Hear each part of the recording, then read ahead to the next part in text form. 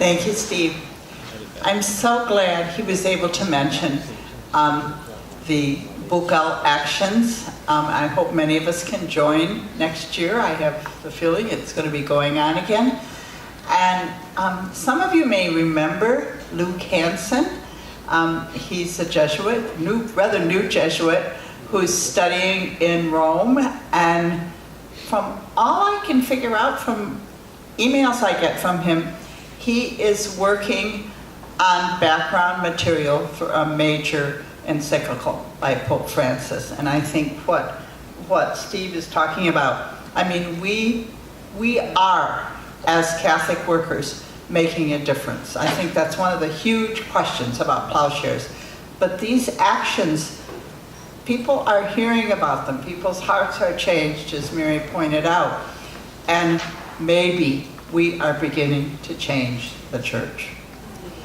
Sister Ardith and Carol, who are now at Dorothy Day, are spending, their whole year going around working on to conscientize people to the test ban treaty and the fact that we are, the huge holdouts on it. Now we're going to hear about the earliest of the plowshares represented today. Kathleen Rumpf was, actually she's one of two people who have a whole chapter to themselves in Voices of the Catholic Worker, because Kathleen's interview was so fantastic that I, kept it as a whole chapter. And she's just such a great storyteller, as you know. So Kathleen's going to tell us why she left caring for the homeless and became a lifelong activist.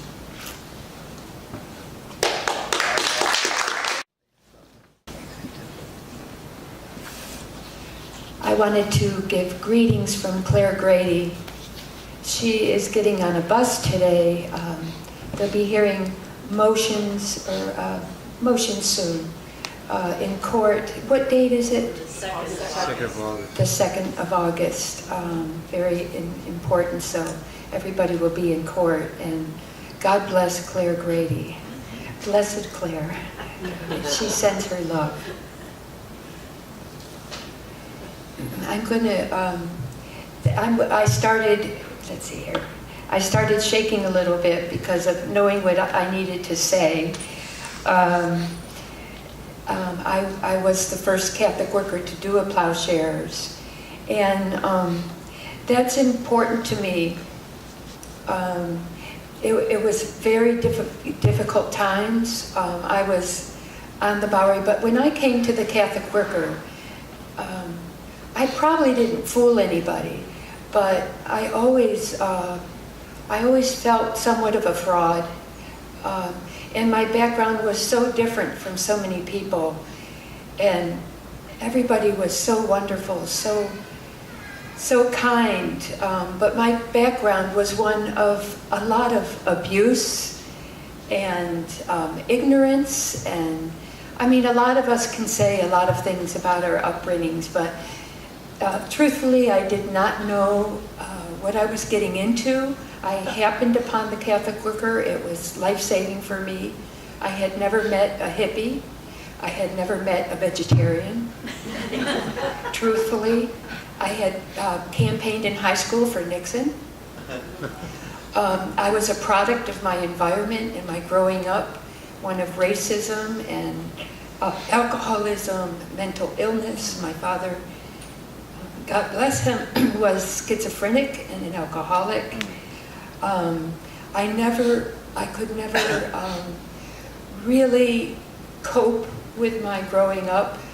I could never function very well.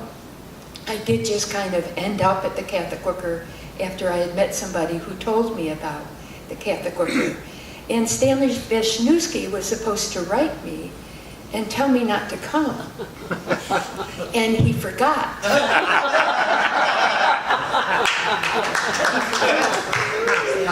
And the friend that I came with, she was the person who ended up not being able to stay, but I did stay, and I was so incredibly incredibly green, as I mentioned, but I knew that I could help take care of people. And that's what I wanted to do. And it was my saving grace. And the Catholic worker was my saving grace. But it was so hard to be the person who always felt like I should have been on the other side of the door. That's why I felt like such a fraud. Internally, especially for me, you know, I knew my heart broke so many times, so often, having to turn people away or always being the one closing the door and standing on the other side. And I was at the Catholic worker through the Reagan years. And I remember going at the Catholic worker those years, so incredibly still, the changes that happened on the Bowery in New York City. And when I lived there, in those times, New York City admitted to 36,000 people living on the streets at any given time. That's what they admitted to. But it was mainly alcoholics and some people who were drug addicts. And, you know, there were neighborhood people and people coming in for food and a few women, but by and large, it was a very struggling, hurting population. Of course, they were veterans who had shell shock, but it was the old men from the road, too. It was such a different time. When Ronald Reagan came in, and so this is while I'm there, all of a sudden the face of the homeless, it seemed like overnight, those were long years though, but the face of the homeless changed so radically. And it became everybody, we know that, but you're seeing the elderly, you're seeing the people with mental health issues who were released from the institutions. The monies were supposed to come into our communities to take care of the people. That never happened. People in the streets. The first time I saw hike chairs in a soup kitchen, I thought I died a little bit again in America. How is it possible? How did that become acceptable? How did that happen? And emotionally, I just really couldn't take a lot of this, but that was my saving grace too.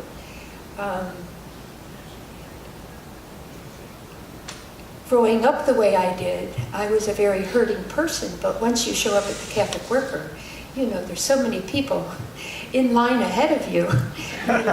So in traveling to the Catholic worker, taking the bus to the Catholic worker, I saw for the first time in my life somebody eating out of a garbage can. And of course I take up of donations and on the bus to try to feed this person before getting to the Catholic worker.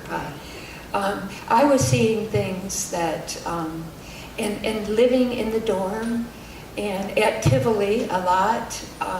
That was my respite, Tivoli.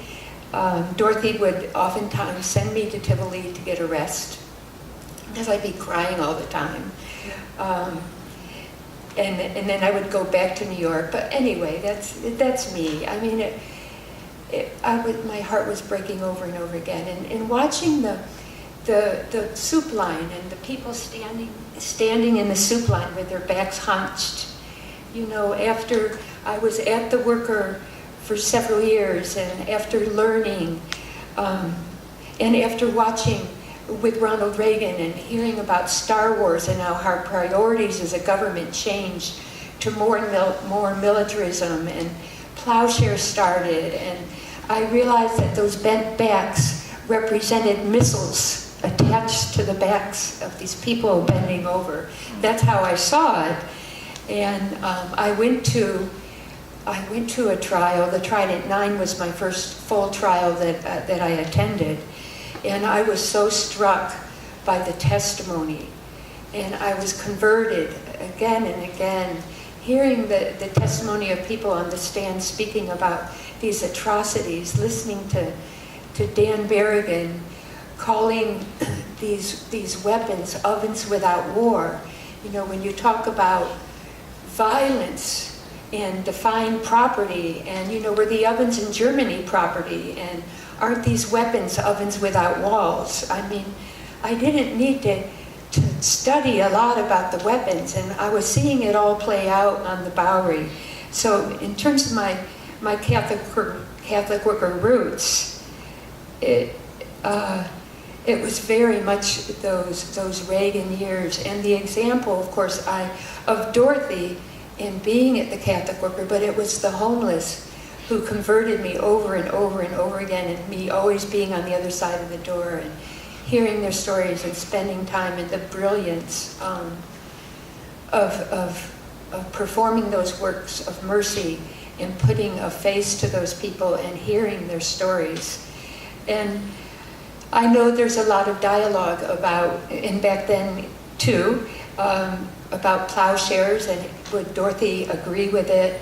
My relationship with Dorothy was one of very, very quiet, and sometimes I would drive her to Vermont quite a few times to visit Tamar and just be with her. And when she was at the farm, I was always looking after the older folk and cooking and fighting with the hippies, only because they wanted all the raw diet and all the good food, and I'm sticking up for, the older folk who didn't have teeth to eat the good food, and I wanted to cook like the old traditional stuff. It was all so wonderful, but I was kind of the mother, and so my time with Dorothy was observing her and praying with her in the chapel, talking with her, and she was very motherly. This was toward the end of her life. It was a wonderful time. I had no sense of really who she was until much later in time, except that this tremendous person. But in terms of plowshares, there was discussion about plowshares, and Dorothy died in 1980. And there was, Dorothy wouldn't agree with this, and Dorothy wouldn't agree with that. But if anything I learned was to follow your heart, to really follow your heart at the Catholic Worker. And I knew that if I had sat down quietly with Dorothy and talked with Dorothy, I know Dorothy's heart too. I know that she would have blessed me, and I know that she would have prayed for me, and that everything would have been all right. As it was pretty hard. I didn't hear from anybody in New York for many, many, many months.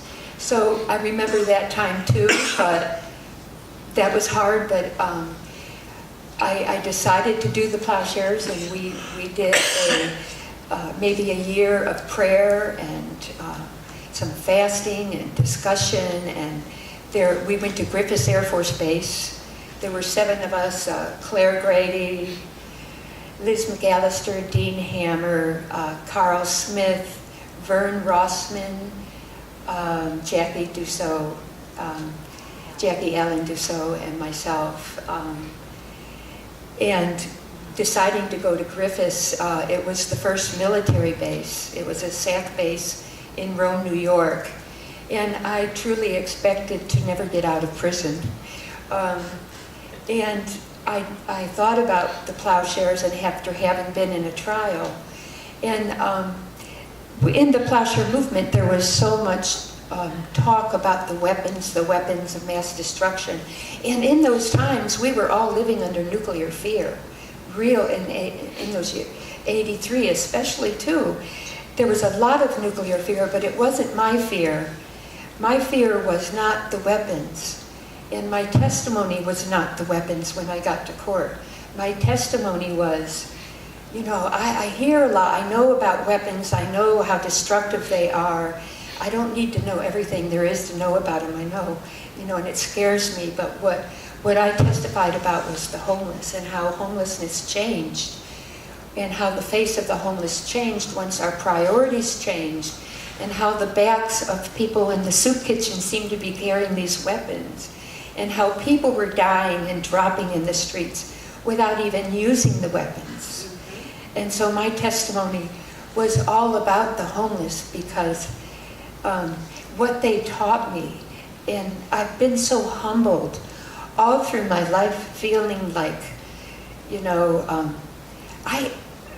I talk about feeling like I was a fraud, but, I'm trying to love myself and love everybody else, and I do a rotten job at it, but I keep trying. And it was such a powerful experience going to prison, and then coming out of prison and doing more prison work. But there was not a question in my mind or my heart or my soul in terms of taking up the hammer and realizing that those hammer blows, we hammered on the Bombay doors, the hammer came back and hit me in the head. We didn't make a dent. We had a 17-page indictment on the B-52, and Ramsey Clark helped us write it, indicting the whole chain of command. We wrote, peace slogans. We had a 6-week trial, and it was incredible, and everybody was allowed to testify except for Dan Ellsberg. We were allowed to bring all the defensive that has since ruled irrelevant. And so many people testified at our trial. It was so powerful. It was so beautiful. 6 weeks. And in the end, the judge ruled that all the testimony was irrelevant, but the jury heard it. Mm-hmm. And we had the sabotage charge. But the jury, being 6 weeks in a courtroom, or even less, I know, you become a community in that courtroom. It was another, and you had the FBI here, and Jackie Allen and Claire and I doing this to the FBI, and the court stenographer wanting the peace cranes we were folding. You had the testimony and the judge, and at one point in time, he didn't like a lot of interruptions, and I think he interrupted Carl Smith. And he said, "Okay, Carl, that's enough. I ruled on this." And as Gary Gilmore said, "Let's get this over with." And then we'd all be on the elevator together, the prosecutors, not the jury, but the community, ourselves. It became such a community. And in terms of the definition of sabotage, it meant that the definition is you're trying to destroy or infect part of your national defense. These B-52s were being fitted to carry cruise missiles. That's why we were there. That's why we hammered on them. Those cruise missiles were first strike weapons, and the jury got that. And we were acquitted. What is it, Marianne? They were going up over Canada airspace twice a day, pointing at Russia. Pointing at Russia. And the jury understood that. And they also understood if they didn't convict us of something, we would have a hung jury, and that all the testimony had been ruled irrelevant, and we would have none of it again for the next trial. So it wasn't the best case scenario, and I think I said enough, but thank you for listening.